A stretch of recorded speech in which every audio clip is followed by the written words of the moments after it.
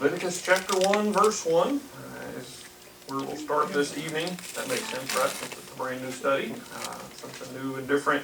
We finished up Ruth last service, and I enjoyed that study. It was a lot briefer than the previous one. Mark went on for quite a while. Ruth was only, I think, 7 lessons, and so, of course, it is only 4 chapters, so that does make a little bit of sense. But anyway, Leviticus is a little bit longer than Ruth, and so we'll be at it a little bit longer. Some of the chapters are pretty lengthy, and so it'll take a little bit of time, but we're going to take our time somewhat and make our way through this book. As a pastor, I occasionally have people come up to me with great excitement about something they read in the Bible or a particular verse of Scripture that really touched their heart, or they kind of gained a new perspective on it for some reason, studying it maybe. They studied it a lot of times before, but this time, I read through it and it just touched my heart in this particular way. And thinking back, I can't remember one occasion when that verse came from the book of Leviticus.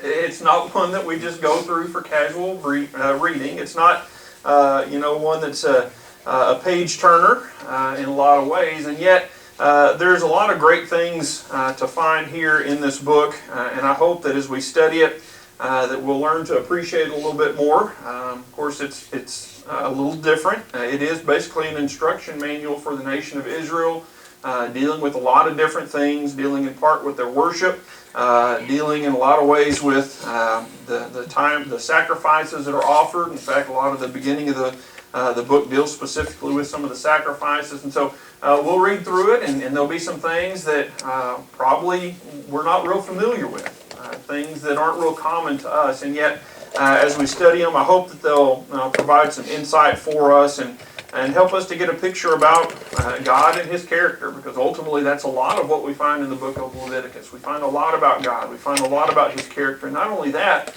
we find about what He wants from His people. Now, I know this was written to the nation of Israel. I know that was a long time ago. I know their circumstances and what they were going through when they received these words from Moses, from God through Moses. That they had a lot of different kind of application than maybe they have for us today, but it doesn't change the fact that it shows us a lot about who God is and what He wants from us. And so we're going to start off this evening with a little bit of a look at the book and some of the background to the book of Leviticus. We'll start with the name itself, Leviticus, and a quick look at that name kind of shows you that it comes from the word Levite, and basically it is an instruction book for the Levitical tribe, and of course the Levitical tribe were chosen as the tribe that would be the priests, and so it is kind of an instruction manual about worship and some other things pertaining to the priesthood and their roles and responsibilities and how they were to do a lot of the different things that they were supposed to be doing. It does give some more general instruction about some of the sacrifices and different areas of life for the Israelites. But it is primarily dealing with the tribe of Levi and the Levites in particular, who did serve in the tabernacle and did the work of the Lord in the nation of Israel. This book, along with the 2 that precede it and the 2 that follow it, make up what are collectively known as the Pentateuch. This is often referred to as the Law of Moses, the first 5 books. Having said that, it won't be surprising who the author of the book is. Leviticus 1:1, "And the Lord called unto Moses, and spake unto him out of the tabernacle of the congregation, saying." And so Moses is the author of this book, as well as all 5 books of the Pentateuch.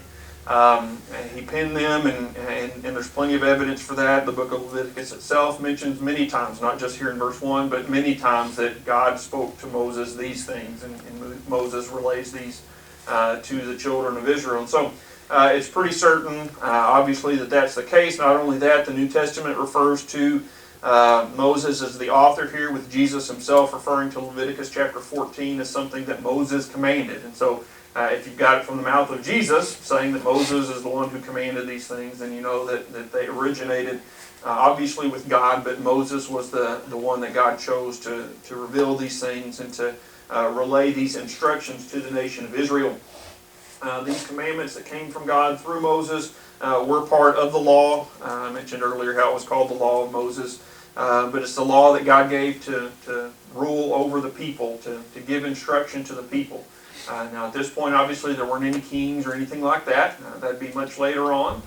But this was the guidelines. This was the law for this nation, dealing with a lot of different areas of their life. As we'll go over a quick review kind of the book in just a moment, you'll see that it hits on a lot of different things. It's not just about sacrifices. It's not just about worship. It has a lot of very practical applications to their everyday life and some of the important things that might come up in their lives. And so it's a very practical book for the Israelites people, and it also includes a little bit of history. There's not as much history in Leviticus as there is in Exodus and Numbers, which follows Leviticus.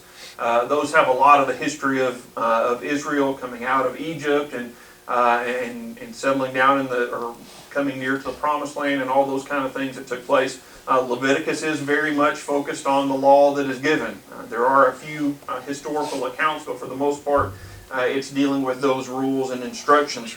Verse 1 also indicates the general timing of when the book was written, when these laws were given to the nation of Israel. It says that God spoke to Moses from the tabernacle, and so we know it must have been after the tabernacle was constructed. Now the tabernacle was built there at Mount Sinai, at the foot of Mount Sinai. Of course, remember during the Exodus, they come out of Egypt.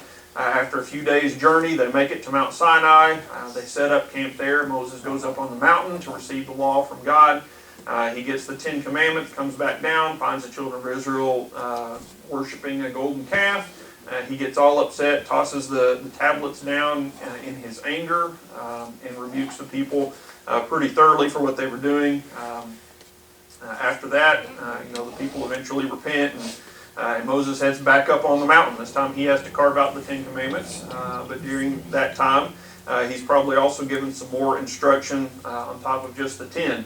But he comes back down with the 10 Commandments. He relays those to the people. All that obviously takes a period of time. In fact, they were at Mount Sinai for a little over a year, getting the law from God. And so this took place after Moses went up the second time, came back down. He also was given instructions for the construction of the tabernacle. They built it there at Mount Sinai. They set it up at Mount Sinai, and here God is speaking to Moses from that place, there with the Ark of the Covenant and all that. And so that tells us a little bit. And of course, it was after about a year that they were there at Mount Sinai. This book was given to Moses to give to the people, and then right after that, Numbers picks up at the end of the book. In fact, the last verse here in Leviticus does tell us specifically that they were still at Mount Sinai at the end. It says, "These are the commandments which the Lord commanded Moses for the children of Israel in Mount Sinai." So throughout the whole book, they're still camped there out at Mount Sinai, and Moses is receiving this law from God and delivering it to the people. We don't know if it was all given in one dose. If God just like, well, here's 27 chapters worth of Leviticus to Moses, go tell it to the people, or if it was kind of piecemeal, he would go and commune with God, and God would speak these things. It would seem that it was the latter, because it does mention on several different occasions, God spoke to Moses saying these things, and then somewhere else it'll say God spoke to Moses saying these other things. So it would seem that that's the way that it took place, but it took place over about a month, maybe 2 month time period. There following Moses' ascent up onto Mount Sinai. So that's kind of a little bit of the background, and obviously we could go into a lot of the details about the Exodus and all that, but that's a different study, so we're just going to leave it right there for background. Now we're going to look at a little bit of an overview, and we're not going to really get in depth into the study tonight. It's just going to be an overview. I would say a quick overview, but it is 27 chapters, so it'll take just a minute, but bear with me if you would. And then a few thoughts about the applications for us. But the first 7 chapters of Leviticus deal with offerings that were to be made to God. Chapters 1 through 5 deal with the burnt offering, the meat offering, or also that's sometimes called the grain offering, the peace offering, the sin offering, and the trespass offering, or the guilt offering. That's chapters 1 through 5. The next couple of chapters give a little bit further instruction to the Levites about how these offerings are to be given, and some general directions about offering the sacrifices, how they were to be burnt, what you're supposed to do with the remains, and all that kind of stuff is dealt with.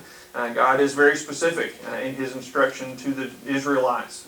And one writer I was looking at as I was doing some background study on this, he pointed out that it's kind of interesting that God never really gave a lot of the whys when it came to the book of Leviticus. He said, do this.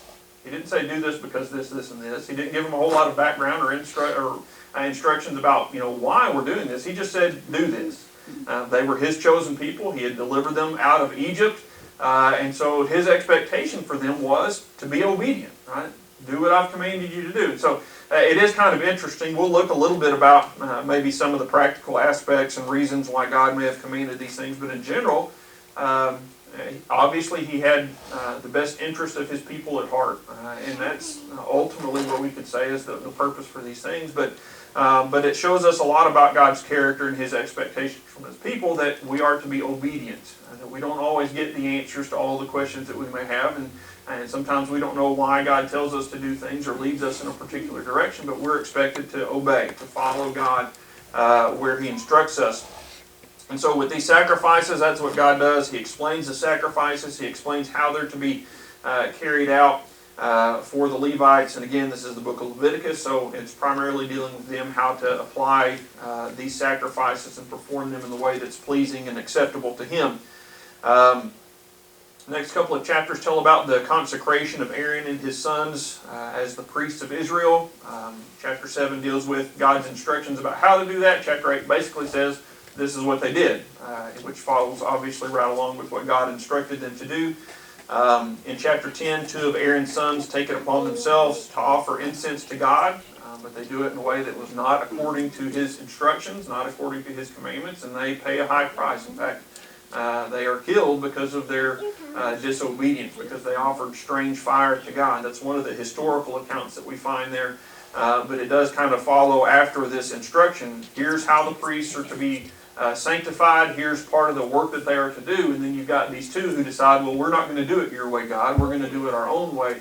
And it describes the consequences of that choice that they made and the judgment that they had to face. Chapter 11 begins a section that deals with various regulations that apply to the daily life among the Israelites. It continues down through chapter 17. These deal with commonplace things like diet and personal hygiene. We all know that they couldn't eat bacon, right?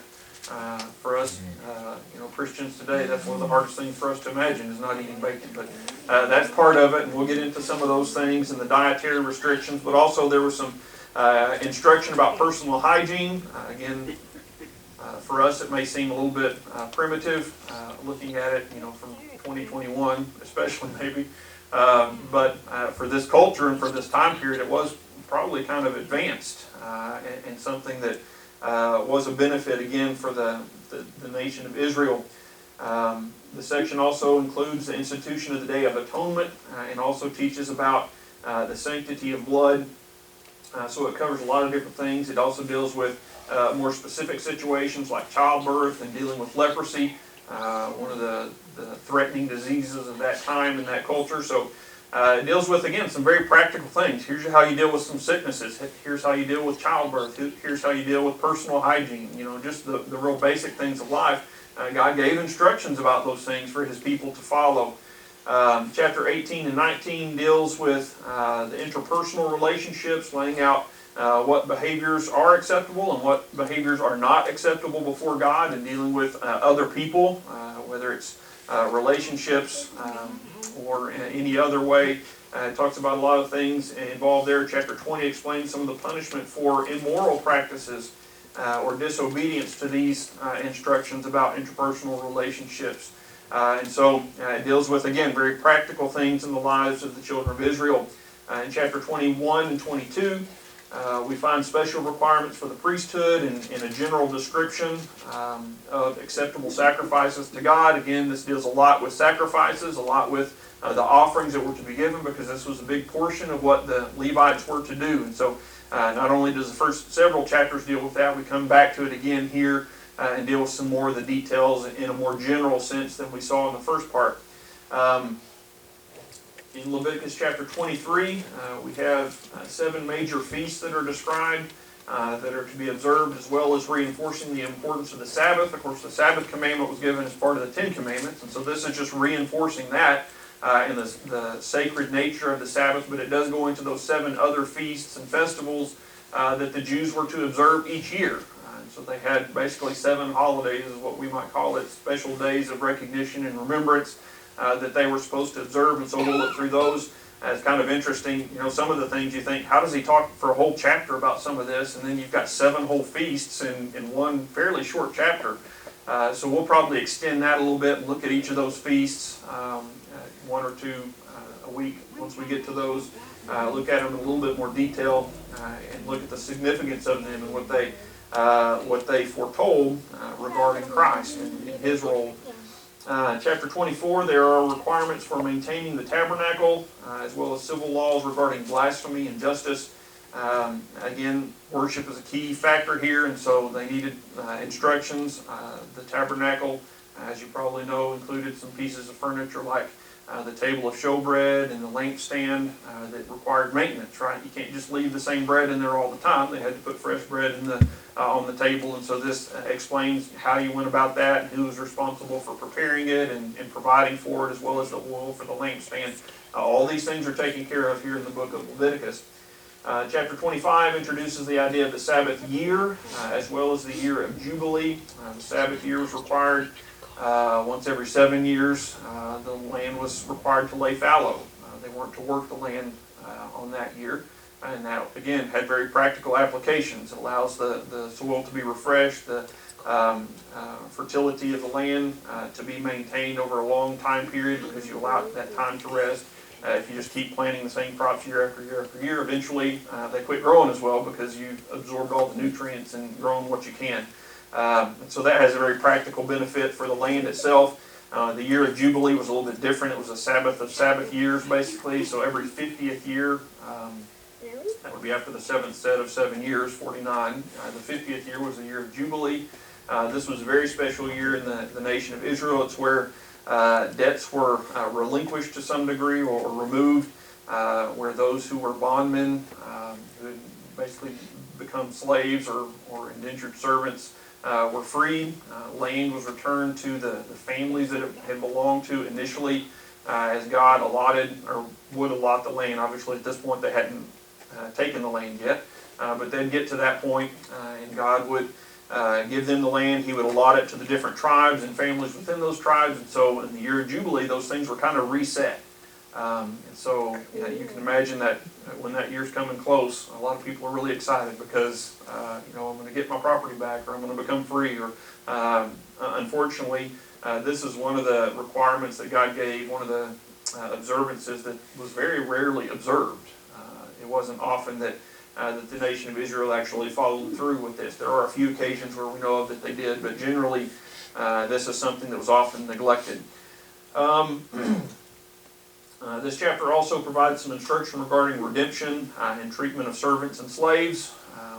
And so obviously that ties in with the year of Jubilee pretty closely. Chapter 26 deals with God's blessings for obedience, His punishment for disobedience. And this isn't anything new. God is pretty consistent in that, right?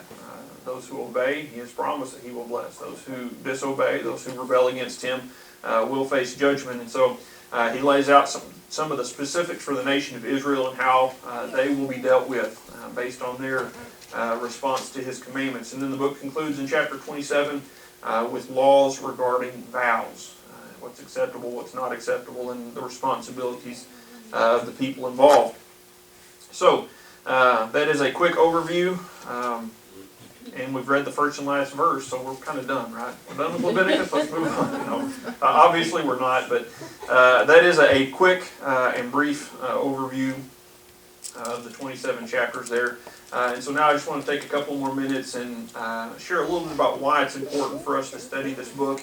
As I mentioned in the introduction, the initial and primary recipients of this book were very different than us, right? The children of Israel, as they had just come up out of Egypt, they're sitting there at Mount Sinai, camped around and waiting for God to lead them to the Promised Land, and they didn't know that there was going to be 40 years of wandering because they didn't go in the first time, but eventually they were looking forward to going to the Promised Land and God delivering it to them and allowing them to have the nation that they had so long waited for.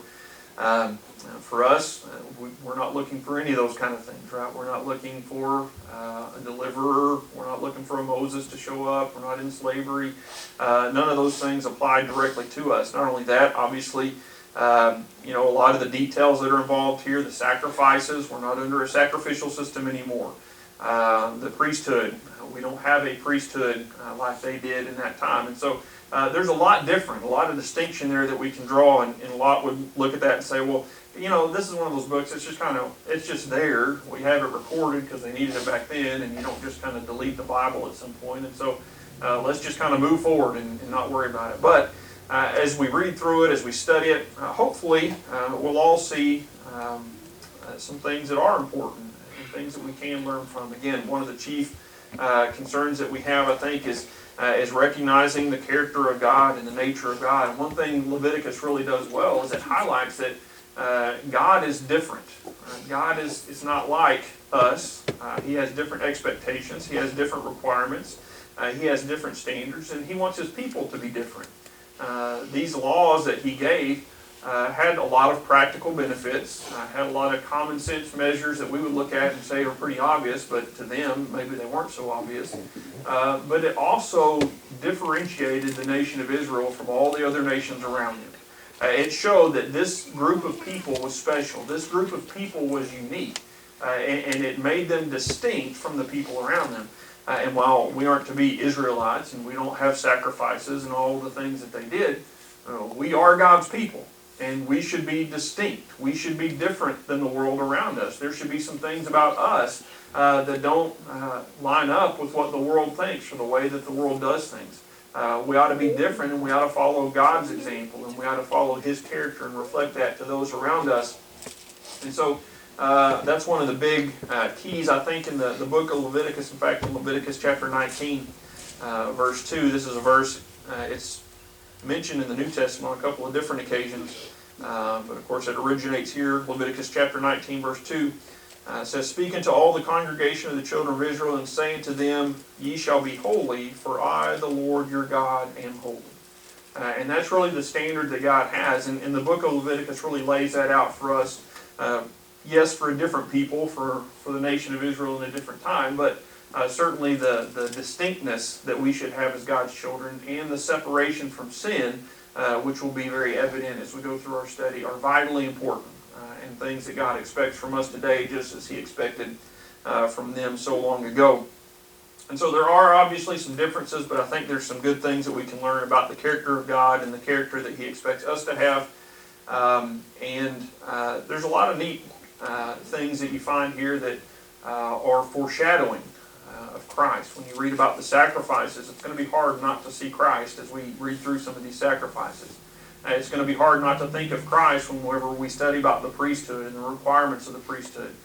These are things that were preparing the people and showing them what was to come in Jesus Christ. There was a very practical aspect for them, but there was also that spiritual component that showed them that this is what God was looking for. This is what God's expectation was. And as we look back now with the history of Christ, we can see how Jesus fulfilled those things. In fact, a lot of the commentaries that I read mentioned the connection between Leviticus and Hebrews.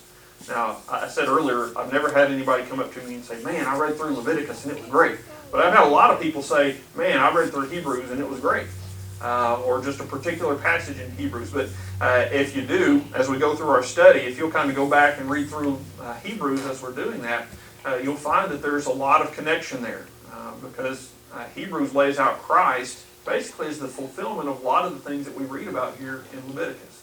Those sacrifices, His role as our high priest. These kind of things are important. And so one writer said that you won't have a full appreciation or understanding of the book of Hebrews until you have an understanding and appreciation for the book of Leviticus.